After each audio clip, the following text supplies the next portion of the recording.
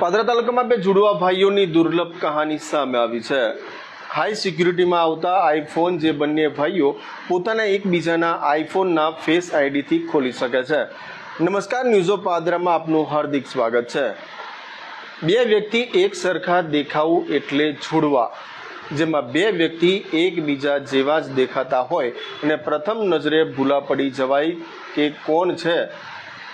વ્યક્તિ ઓળખવો પણ મુશ્કેલ બની જાય અને ગોથા ખાઈ જવાય એ પણ એક ઘટના પાદરા તાલુકાના મુવાલ ગામની છે કે જેમાં બે 18 વર્ષીય સગા ભાઈઓ જુડવા એટલે કે એક જ દેખાતા ચહેરા, એક સરખી ઊંચાઈ, શરીર, વાળની સ્ટાઇલ પણ એક જ સરખી, પરંતુ આ કિસ્સામાં કંઈક ખાસ જાણવા જેવું છે।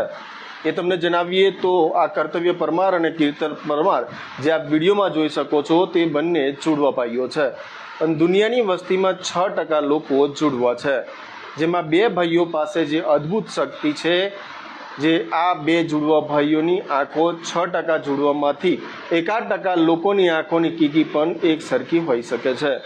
જે આ બે ભાઈઓ પાસે છે આ શક્તિથી દુનિયાની સૌથી સુરક્ષિત ગણવામાં આવતા મોબાઈલ ફોન એટલે કે આઈફોન, જેમાં સેફટી માટે ફેસ આઈડીની સગવડ આપવામાં આવતી હોય છે, સાથે હાઈ સિક્યુરિટી પણ હોય છે, એટલે મૂળ માલિકની આંખોની સેન્સથી મોબાઈલ અનલોક થઈ શકે।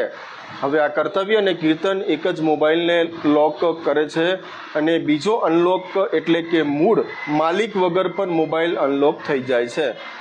જે એક વિચારવા જેવો અચરજ પામે તેવો કિસ્સો છે તે પ્રકાશમાં આવ્યો છે।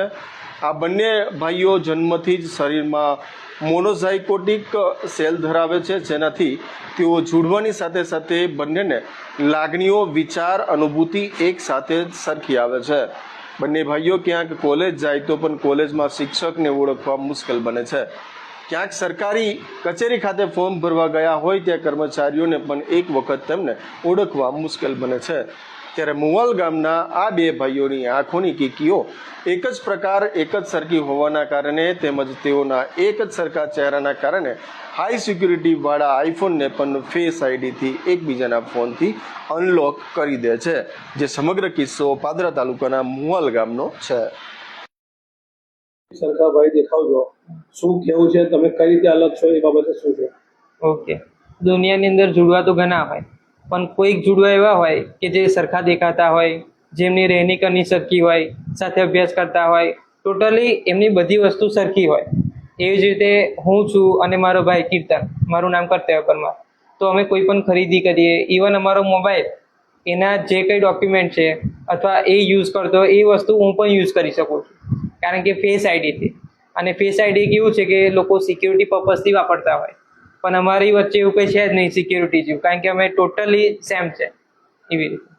તમારી આઈસ માટે તમે જે કહો છો કે આઈસ બહુ રેર હોય અને જે તમને કયા એવા કિસ્સામાં ખબર પડી કે આઈ ગરીના રેર હોય છે?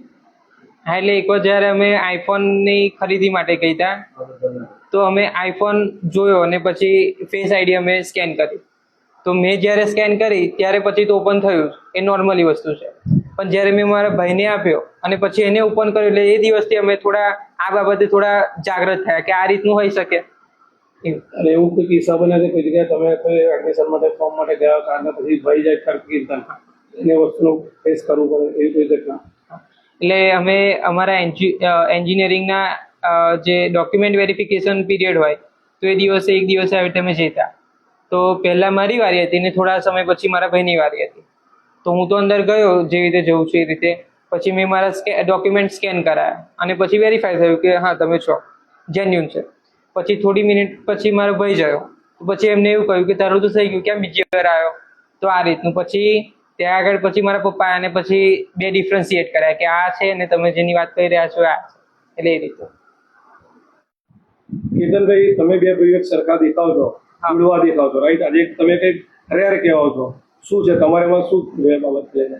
હા, તો મારું નામ પરમાર કીર્તન અને એમ તો અમે મૂળ બ્રાહ્મણ વસીના છીએ અને જે તમે પૂછ્યું એ પ્રમાણે ધારો કે અમે બે ટ્વિન્સ છે તો મારું એવું માનવું છે કે જો કોઈ વસ્તુ ખરીદવાની છે કે કઈ વસ્તુ લેવાની કે કંઈ જે કંઈ કરવાનું હોય એક્ટિવિટીઝમાં તો એ બંને સેમ લેવું। ધારો કે કોઈ વસ્તુ છે, ધારો કોઈ મોબાઈલની ખરીદી કરવા ગયા તો સેમ હોય તો લેવાનું, બાકી તમે બીજી કોઈ શોપમાંથી લઈ લઈએ।